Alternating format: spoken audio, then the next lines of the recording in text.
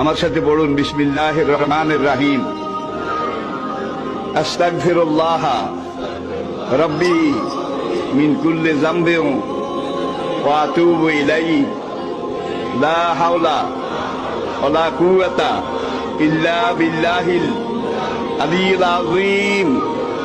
তাওবা ইয়া আল্লাহ, তাওবা ইয়া আল্লাহ, তাওবা ইয়া আল্লাহ, তাওবা ইয়া রাব্বি।